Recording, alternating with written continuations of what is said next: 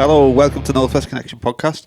My name's Trelf. Louise is at Leeds Festival this weekend, so I've been joined by Babs. Hola, como estas? You'll know from Sounds from the Streets team and Stage Dive. That's correct. And today we've been joined by the band that seems to be on everyone's radar at the moment, Montello. All right, guys. Hello. You all right? Thanks for coming down. Of course. Yeah, no worries. So, would you like to introduce yourselves? Yeah, We'll go from left to Should right. we go from me? Yeah, we'll go left to right. I'm Toby. I'm the drummer. I'm Liam. I'm the guitarist. I'm Jacob and I'm the singer. I'm also Jacob and I'm the bassist.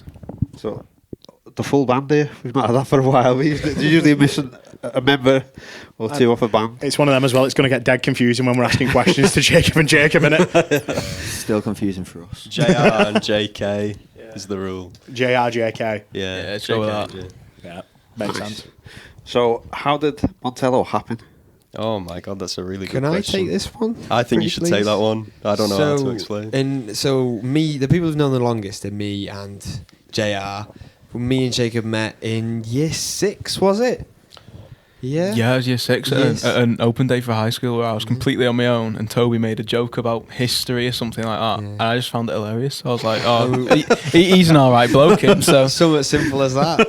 And so we've known each other 7 years now. But last year we went to Latham's at Academy 3 and happened to get talking to someone's dad, didn't we, Liam? We did. And so we met Liam there, had a little text conversation with him over the summer, and then came to Winstanley at college, and we all met the worst of the bunch, the singer. I stayed in the womb for a little bit. I wasn't premature like these men. I waited until the time was right and then I struck. And then you guys did music together, so you already started to get the formations of a band. But then by the time came to actually get serious, you didn't have a drummer, did you? we didn't, no. And then little old me. Yeah, that's exactly how it happened. You know, like straight to the point. Well done, Toby. So, how long have you been making music as Montello together then? Altogether?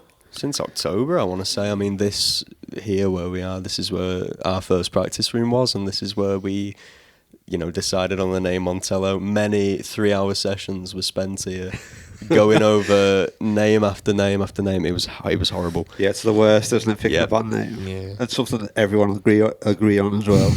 Absolutely. Yeah. We've been there, haven't we, Babs? I mean, I don't know who allowed me to pick the name River with 2 V's in it, but, we move. So, yeah, where does the name come from then? Because, it's always been a thing that I've thought about. I love this question. I've been writing music since I was a little kid, and so in 2022 I wrote a song called Kaleidoscope Montello because I needed a line to rhyme with the word yellow. It sounds pathetic, doesn't it? It sounds absolutely pathetic. So we were trying to come up with band names, and I had got us a gig despite the fact that we didn't have a social media or a name or any presence whatsoever. Didn't tell us that he was getting us this gig, by the way. Just got this gig, came to Yeah, group no, chat. Lads, we've got our first gig. Nothing official about us. No one even knew we were on the planet. And then someone asked him, "Do you want a gig?" I went, "Yeah, I've got a band." Yeah. That was basically how it went, and so we needed a name and an Instagram account set up basically within the hour. So it's 7 p.m. Tuesday night. What are we to do? So I'm flicking through my notes. I come across that song and I think, oh, Montello. I think it's a hill in Italy. I'm It not means sure. hill. It means hill and water in Italy.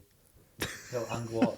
Yeah, like, I mean, Are they used interchangeably? Yeah. it's like how Bryn means hill in Welsh. Montello is hill in Italian. Is that a Gavin and Stacey reference? Yeah, is it Gavin and Stacey reference? Very good. I'm also just going to call you Bryn for the rest of this episode now. It works for us. Can at least go Ashton. What are your musical backgrounds, Bryn? Should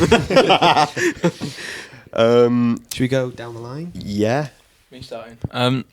Well, I've literally grown up around music. My dad's played guitar all my life. I've always grown up around guitars. There's a picture of me, God knows, 1-2 years old, holding my dad's Squire Strat. It's triple the size of me. But I always said never picking up a guitar too hard. I started learning piano in would have been year 6. And then as I got through high school, I picked up a guitar and I was like, this is all right. Then through lockdown, I proper cracked down and it was just like the only thing I wanted to do really. So yeah, I'm originally a guitarist, but he kicks me off guitar when we started the band because I couldn't even compete with him. So None of us can. yeah, as most bassists, I've had to settle for bass. It's not the main choice, but you know, I'm warming up to it now. It's all right. I had grown up around music because my cousin was in a band called the Violets, and they supported Stanley's like indie and stuff in Wigan, and I was inspired by what he did, and I had also grown up on like the Beatles and Queen and all that stuff, and just seeing, you know, like all of my heroes holding a guitar all the time, you know, that leaves an effect in the mind of a kid. So for Christmas when I was 8, I got a Squire Strat and just like didn't touch it for a year because I was absolutely clueless. And then I got like lessons because I'm not as developed to be self-taught. And then I I just took that ball and ran with it, and then I started writing. Like I'd been writing songs since I was like 7. That if you look in my house like far enough, you will find like bits of paper I'd been writing on and stuff and like doodling on. That was the start of that part of me, you know. Cool. What did you write about when you were 7? That's what I'm curious about now. Go on. I genuinely It's a good know. story as well. So you know in primary school when you have a girlfriend for like the duration of a break time. You wrote a full song in break time. No, I didn't write it in break time, but He was like the Morrissey of year 3. yeah. Two lovers entwined on the playground, and heaven knows I'm miserable now. 8-year-old with a huge quiff like that. I actually did have a quiff. Is the thing. I also had a quiff in year 3. I had a Morrissey haircut, and yeah, that was the start of that for me. Yeah. So my first favourite band was One Direction. As was mine. We've never had that before, ever. These are a lot younger than us, Trelf. That's what we're getting at here. Yeah, I know. Time is on their side. No, so I was always surrounded by music, like I think a lot of us. Like all sorts. My dad was all into like James and that, and then my mum played a lot of, she's Irish, so she'd play a lot of like the Dubliners and some stuff like that. So a lot of all that. I started playing guitar when I was about 7, but I never liked it. So I was 10, 11 I think. And me being like playing, just been with my thumb, like rubbish. My dad said learn Sweet Child of Mine. So I spent the next year playing Sweet Child of Mine non-stop and getting into Guns N' Roses. I was proper into all my rock for a few years, and then I discovered the Smiths. like everyone seems to do. Whoa. Stone Roses, and then more like modern bands and that, and then just not really stopped playing since. And then I've always wanted to be in a band and met these lot. Yeah. Ironically enough, I was also grew up around music, but my dad is a singer and he did the full circuit and stuff and all the clubs and stuff. So I would go to his gigs and watch, and I'd I'd help my granddad roadie and all that. But then when it came, I've always been interested in music, but I'm hopeless.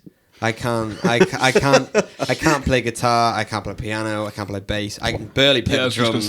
You play Anastasia. I can play Anastasia on the guitar. That's about it.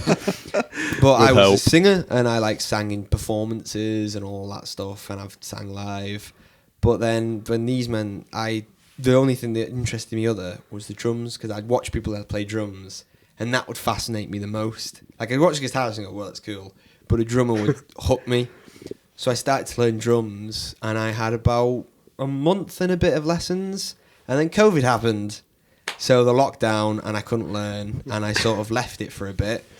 But then these men said they were forming a band and they didn't have a drummer, and they asked about it, and I literally said, I hand on heart, hope to die, cross, I will learn it from scratch. I will teach myself of all of it, but please accept me. Please accept me. If you scroll far enough back on the group chat, you can see his plea. Like he was virtually on his knees, you know. Like the oath I pledged to them, and so I accepted it. And apart from those month and a bit of lessons, I'm fully self-taught drums. Nice. Jeez. So I'm going to ask this individual question, but what are your biggest musical influences? Should we go back down the line this way? Go on. yeah. I'd say my biggest influence is, as a drummer, Ringo Starr. because I just watching him and all the different beats he does. It really hooked me initially, and like I could say Stuart Copeland, but I'm like a eon away from Stuart Copeland's talent. And then as a band, it's just Green Day. I just loved what Green Day. Well, I Is that inspired? It wasn't. I just chose to wear this today because it's the only thing that's washed. And they influenced me because it's just a group of mates, and they just go out and they just bang some tunes. Yeah. All sorts. Not One Direction. Never heard of them. Not One Direction. Striking that comment from the record, yeah. Yeah. Like I said, I was massively into hard rock, a big Slash fan. Then obviously got into Smith, Johnny Marr, and then loads of new bands. Massive Latham's fan. Like past few years, big into Latham's and Stone Roses, all the Manchester stuff, and yeah, lots of stuff. You should have seen his face when we saw Johnny Marr live. Yeah, Something else. It's like a kid on Christmas on like ecstasy or something. Yeah, just like violently tearing those presents open. Like, please play Panic. And he did. He did. My influences. Well, I was played like, like the Beatles one album, like all of the number one hits. They had that on for me from when I was like in a cot. So my favourite story to tell, which he's like sick of hearing now, in reception.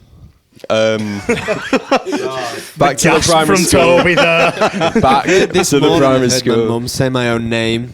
I was that like obsessed with the Beatles and John Lennon in particular that a certain issue was raised one parents' evening on a fateful day. Predict this word for word. What you gonna say? I had, unbeknownst to my mother, I had told my reception teacher that I did not want to be called Jacob Knowles anymore. I wanted to be called John Lennon. It's like a villain origin story. Yeah, so that's the story. I mean, I saved up to buy like a Queen live at Wembley DVD when I was like 10, and like that, like everything I do is like revolves around Freddie Mercury. I think he's like the front man of all time. You like those the frontmen who created the stuff, isn't it? That's where you. Yeah, no, exactly. Like I look Freddie at those. Jones. I look at those people who can like really sort of hone their craft and just get better and better and better. And like he was definitely like a hero for me growing up. And then, like I had my year 5 Green Day phase. Never grew out of it, mate. And you pick up little bits along the way. Like Liam, I found the Smiths, and like anything that me mum and dad were listening to, like Paolo Nutini was a big one for me when I was growing up. That was a great, like These Streets. I think it's his debut. It was a very, very strong album for me when I was a kid. Yeah, well, growing up, I was massively like a top 40 pop, like Capital FM kid. like nothing else, wouldn't have anything else on. I'm not. We've not had that before. Everyone tries to play it cool. No, I'll own it. Like I properly found like indie music through Peaky Blinders. Like I was watching the second season or something, and Do I Want to Know comes on. I was like, oh, I like that. So I went ultimate guitar and I like learned the riff and stuff. Then I started listening to more, and like for like 3 years, Arctic Monkeys was all I listened to. Like literally nothing else. Then I discovered like The Last Shadow Puppets. Loved that even more than Arctic Monkeys. And then like everyone else discovered the Smiths, and then gone down that rabbit hole. Like Fontaine's DC and Wonder Horse and all them sort of the new wave band like Royston Club. Like it's just, that's what hooks me now. Like my biggest influence for bass, I'd say, would be Andy Rourke. He's just unreal. When we met, he was in love because, like, in a platonic way, not in a, because I knew the song No Buses by Arctic Monkeys. So we had cut that too, didn't we? Yeah. I mentioned it. I mentioned No Buses in a science lesson, and he just acted like I'd spouted the wisdom of God. He was like, he froze. Basically, is Alex Turner is God. So what genre would you say the Montello sound most fits into? It's everything. we have made Indie rock, indie pop, indie alternative, Ska. Tiny bit of ska sometimes. Yeah. we've made like 50s a swing. thing of trying to make every song sound as different as possible, because then no one can get bored. You know, if we're churning out tunes that, like, you know, like maybe one or two are similar, but like that, you know, like can get to as many people and be as accessible as possible, then, you know, you can't go wrong. You know what I mean? We want like we have our audience. We know what people like they like and what they want to hear. That sort of indie side, but we want the ability to have anyone to be able to just put on one of our tracks and enjoy it, no matter which one. Yeah. Nice. Awesome. So, if you were to be describing Montello to someone who's not heard you before, what would you say? Imagine the greatest band you've ever heard and times it by 10. Have you heard that one before? No. No. This is the thing No with one's Toby. that You've confident. never heard anything like Toby. We've had a lot of bands on as well. 4 bored teenagers who want to be the Smiths and have just discovered Smirnoff Ice. Getting on to the hard alcohol there, lads. Yeah, wicked. The new Spotify bio there. Genuine, I would love to see that in your Spotify bio. If I go on it later and just see Blue Wicked sponsored, I'd love it. Well, that's what we actually put forward to BBC introducing, Yeah. but they wouldn't have us on. Don't know why, you know. So how's the songwriting process happen within the band? It's funny how you shouldn't nudge me. It's everyone. Go on. It's like I'll be in my room and it's like 1:45 in the morning, and I'll just have been sat there scrolling through TikTok, like doom scrolling for like, you know how you do, like very, very average, like early morning thing. How many times have you heard Chapel Row and Hot to Go this week? Oh my God, don't get me started. Montello is coming very soon, ladies and gentlemen. You'll be very pleased to know. So I'll be there, and then like an idea will hit me like a brick wall, and I will just go to my notes app and spew it all out. And then in the morning, I tend to go through it, edit it a bit, send it to the group chat, and then we just go into the room where we rehearse and just Crack it out. yeah. The thing is, I'll usually turn up with like a melody, chords, and obviously like finished lyrics. But then I always say to these men, just basically, most of the time, just do whatever you want. And then it usually ends up sounding right. And it sounds really like skewed that and like unorganised. But like a lot of good things have come from that. But it works for you guys. Yeah. Absolutely. And some songs, it's just there, isn't it? Like when we've got a song called The Winter of Our Discotheque, and the first time Jacob came with us to the lyrics, it was bang, played it, got it. But like a song like we've got called See You Right, the first time we looked at it was when we were all around Jacob's house, just one evening. I remember that. We looked at it like back in January, did it for an hour or so, didn't come back to it, and then we finished it, in June, July? Originally. 3-4 weeks before Academy gig. Originally, It was so yeah. See You Right is now 3 minutes of just like indie music. Originally, it was about 7, and it went full on like Wonderhorse. Oh, like, it like heavy. did, Black yeah. Country New Road. It was like, in a way as well. It was very Black Country New Road. That was my influence. We for sort that. of did like a cut in half, didn't we? We took all the Black Country crazy side and made that a song called Cold Calls, and took that first bit and made that See You Right. I completely forgot that we did that. I like that. It was great. I like that. So, are your songs finished before you go into the studio? Because you've got a couple of songs out on Spotify. You finish them before, or are you adding to them? Are we talking about the magic of Liam Horrocks here? Oh, it is Liam. Yeah, Yeah. It's all Liam. He Our writes little everything. Jeff. Yeah, no, He is we up. just sit there and he like. I'm on the cover. stage, it's him with like drums here, guitar here, bass here, and singing. Yeah, Don't inflate his ego that much, lads. Come on, this is going out globally. If you're listening, Liam, that is true, isn't it? Yeah, we have a finished track, don't we, that we've played and we've got the thing. But when we get in there, things will come to us, or in the most case, things that we can't play live will be added in, like parts. Yeah, it's Or- like with House on Fire, our first song. Went into the studio, only having been in studios in college, never professionally done before. We went in, Liam's there, he says like, right, I'm going to throw ideas at you throughout the process of this. If they're terrible, just say so and we'll leave it. But trust me, just try pretty much everything that I say. And we ended up putting an out-of-tune piano stuck in a corridor with about 40 XLR leads running from the studio to this corridor, 3 mics on this piano, and put it in like the 3/4 section of the song. And that's what makes that song for me.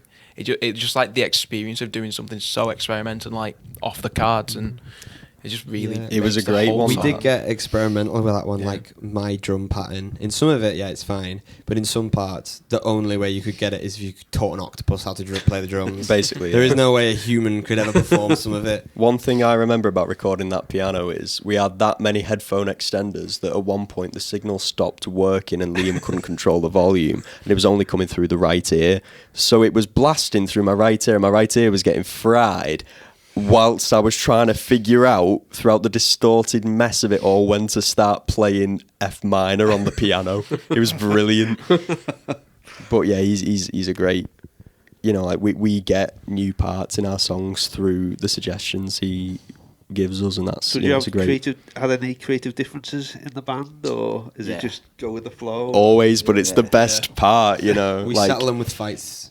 Just all out. Not true. Not true. We've Normally got Toby shields and loses. gladiator swords. for the ones who aren't Just- fighting, we also have like a betting board as well.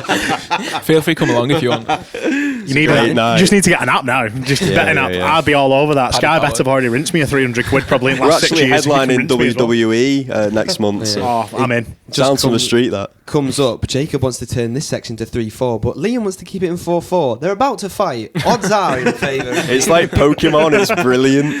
But no, like I've seen so many bands split up because of creative differences. But I feel like for us, it's our strength. Like one of us will just have an idea, and then that idea will eventually make its way into the song if it's not like a bad idea. Yeah, it's more creative discussion than differences. Right. We never have Barneys with each other. Yeah, it's always constructive criticism if you've got any, unless there is a genuinely terrible idea that we don't know how someone as musically talented as one of these can actually come up with. Yep.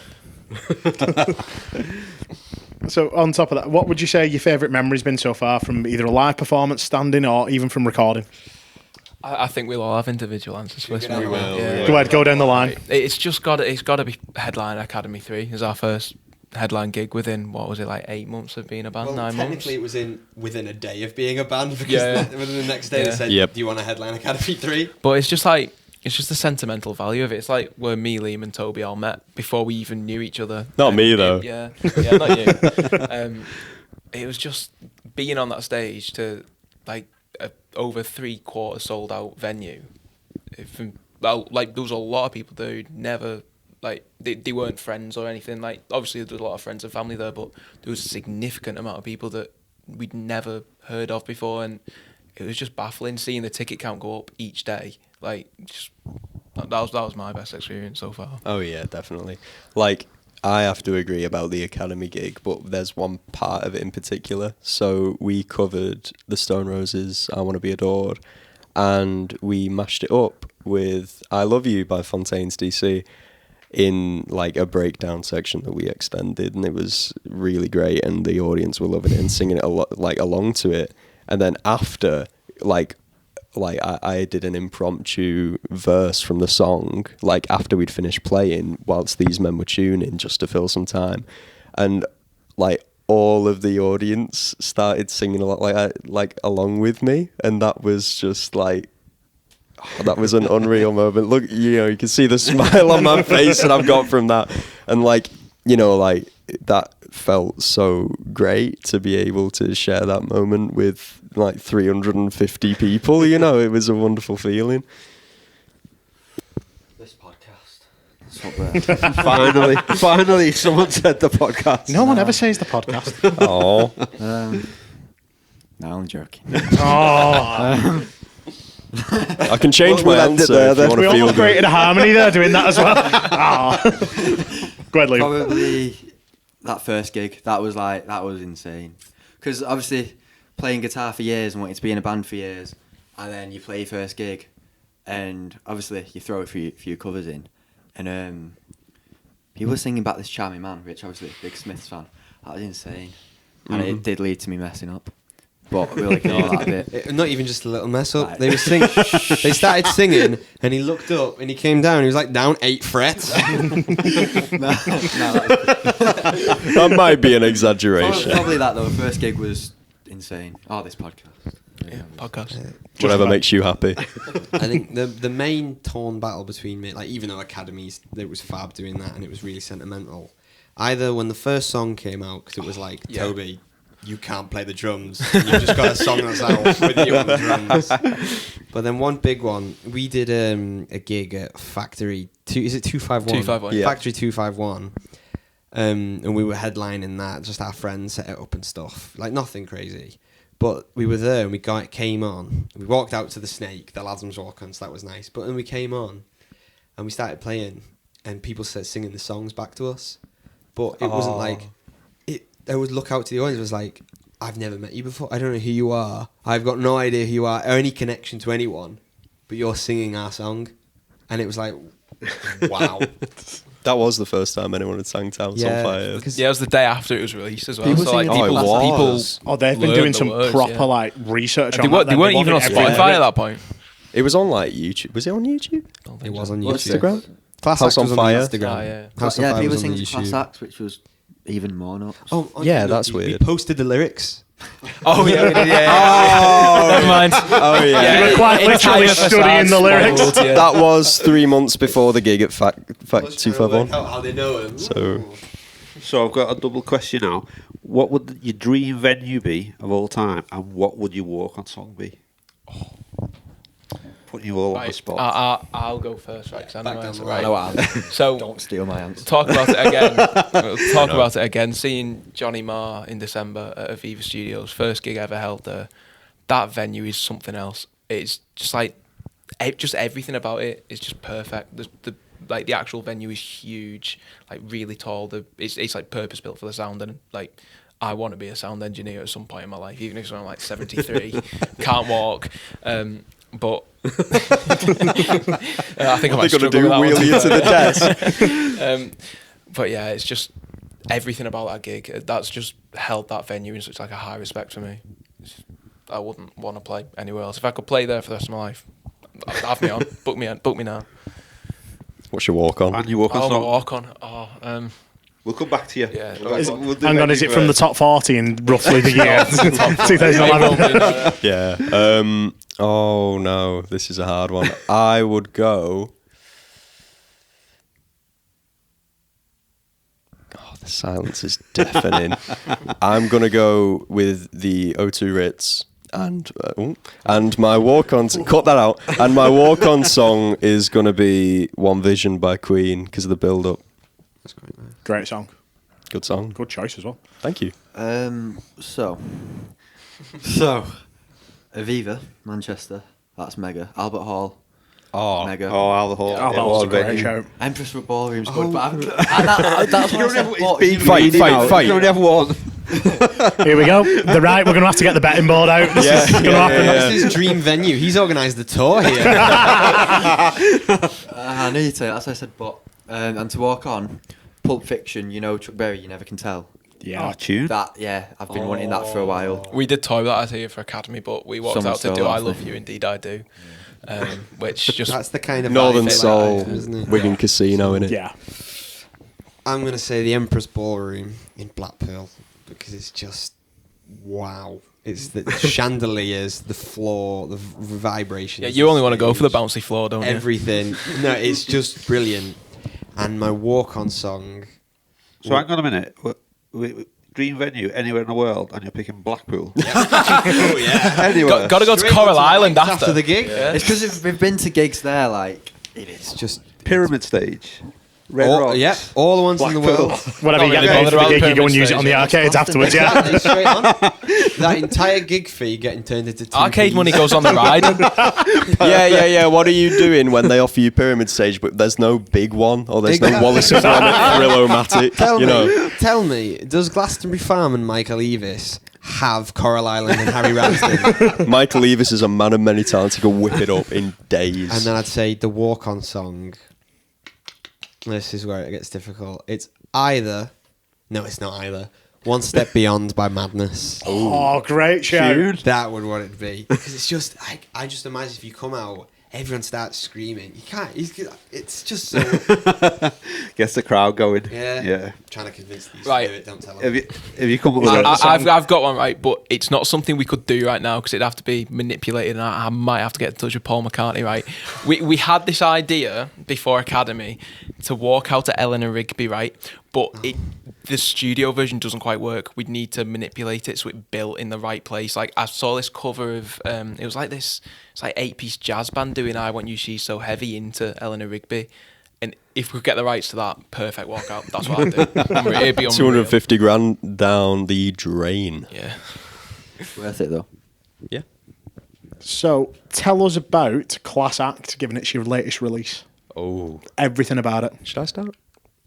Yeah, bud. Okay. So, Class Act was a song I wrote in 2021 when, I don't want to make you feel old, but I was 14. That's ridiculous. I'll just give that a minute. Sweet Jesus of Nazareth. Just give that a minute. Let it simmer. Let it settle in. And I think I wrote about like 10 revisions of it, just like trying to get it right and trying to get it right, toyed with different, like chords, melodies, lines, everything. And eventually I landed on the final version. And we were in here at the time. We took it there, and it just happened. I think we knocked it out in about half an hour. And Yeah, it was just another dead quick. You wrote a new section to it in about. You wrote it on the literally on You the spot. did. We said like, you should have a bridge. Yeah, so we played it through, and he said it should have a bridge. And I thought, I stood there for a second. I thought, oh, yeah.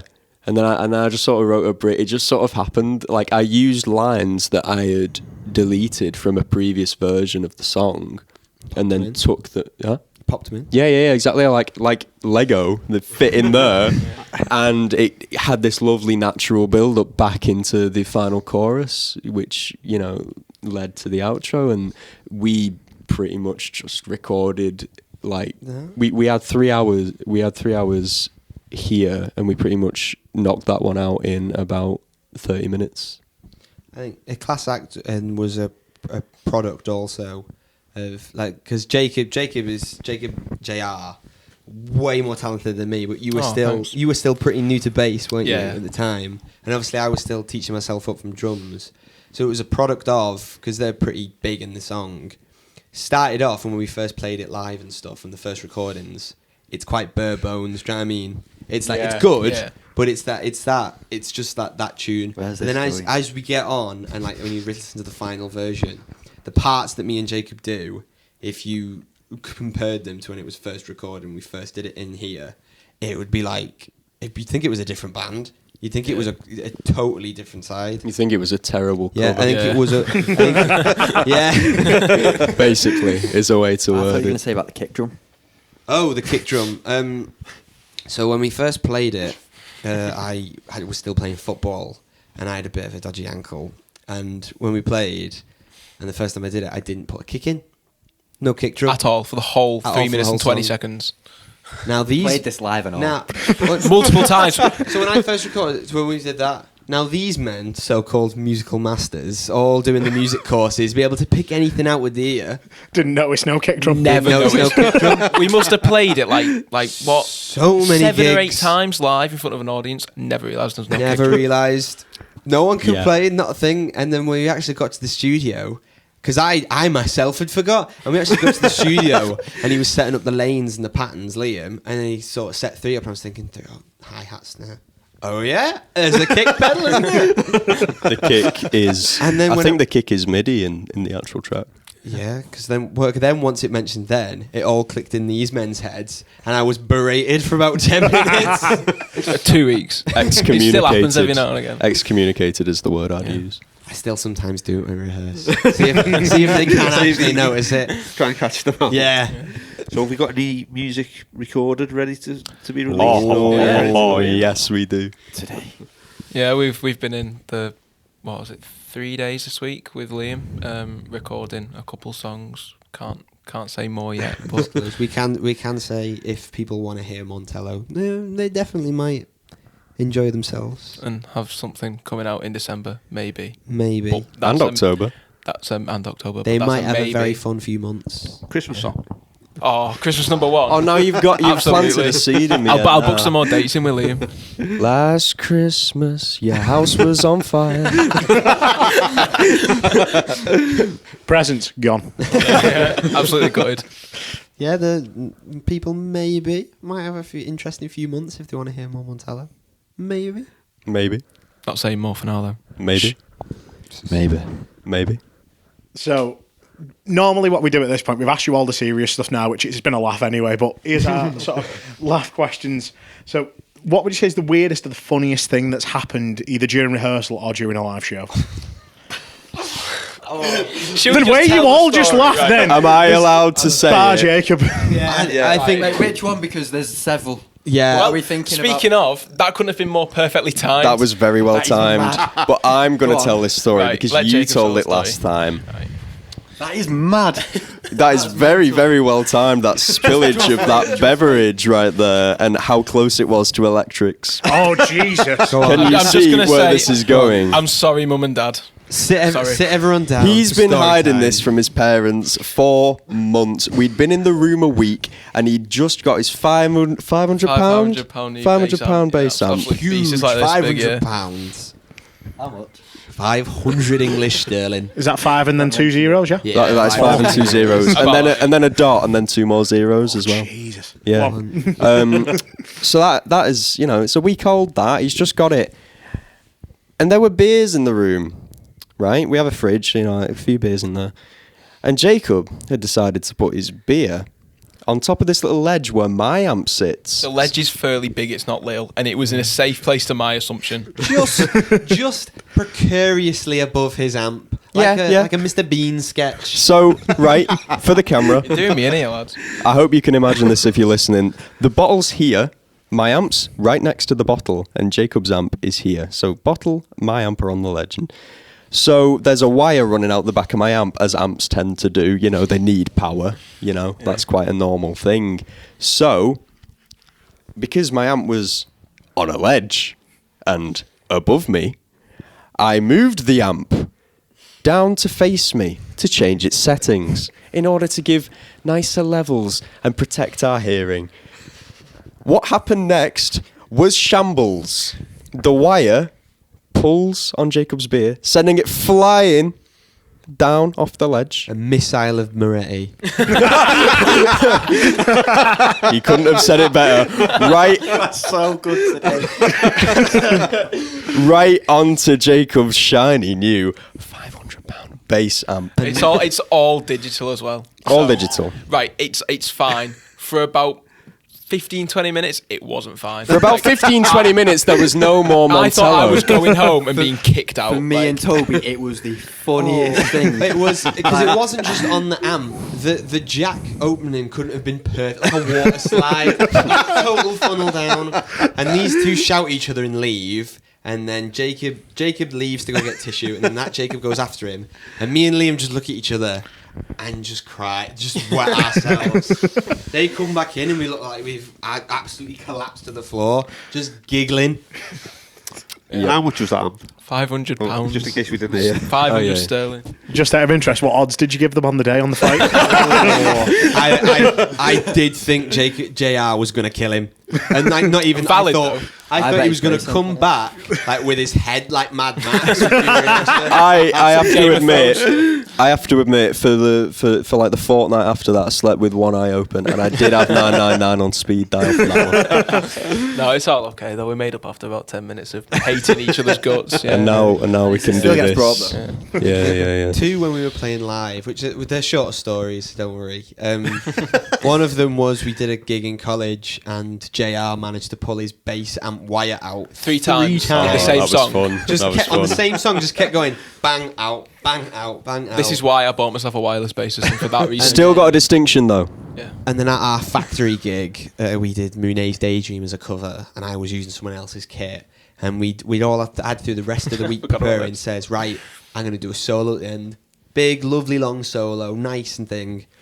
Literally the bar before the solo, I hit the crash, and the crash falls down. The crash, bang, hits my leg, and it's resting just here, just all across the drum. I can't have any chances to it.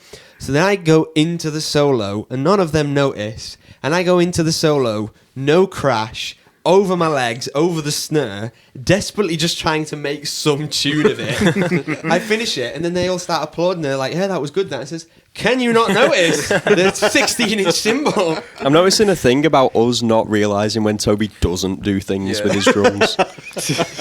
You know, Always realise when Toby does do something. Yeah. 'Cause it's mad. He's got a cowbell. Worst He does decision have a ever.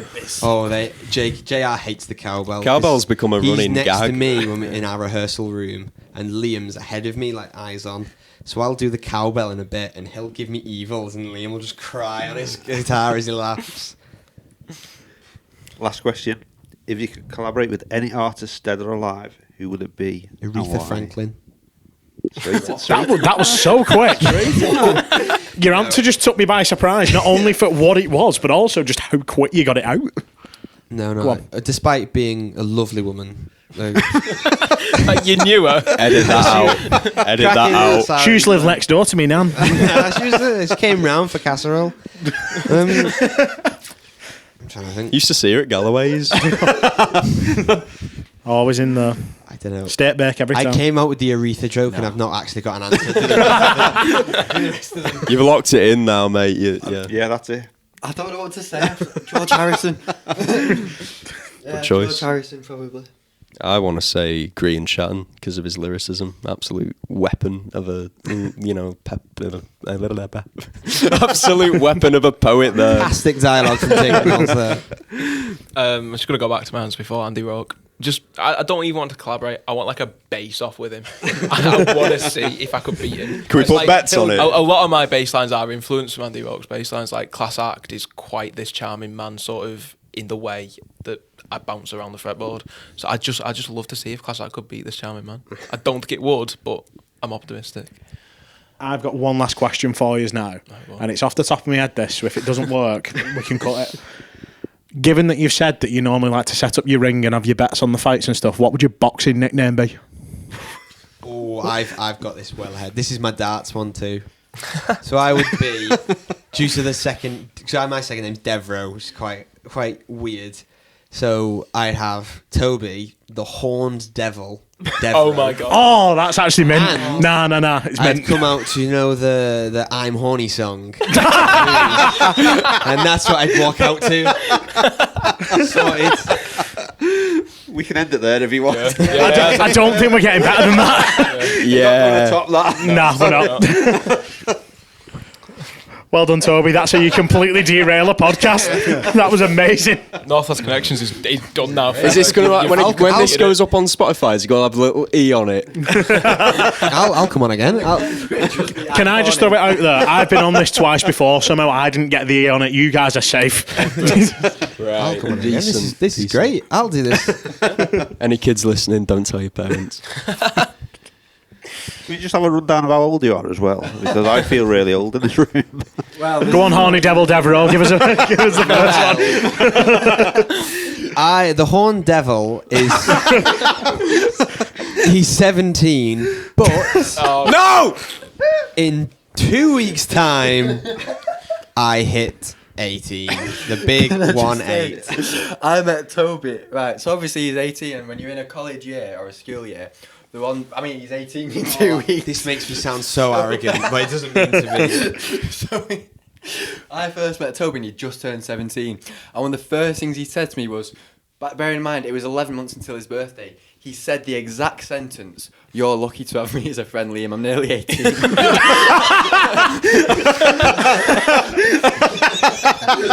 He is still not 18. But I'm nearly 18. It's nearly there. Yep. We're all 17, other than that. Then the rest of us. Toby's just complicated. They got ages to wait. They've got 2025. Well, thanks, Montello, for coming down. Thanks for having Of us. course. Thank you very much for having us. Cracking podcast. Cheers, lads. Yeah, No worries. thanks a lot. Bye.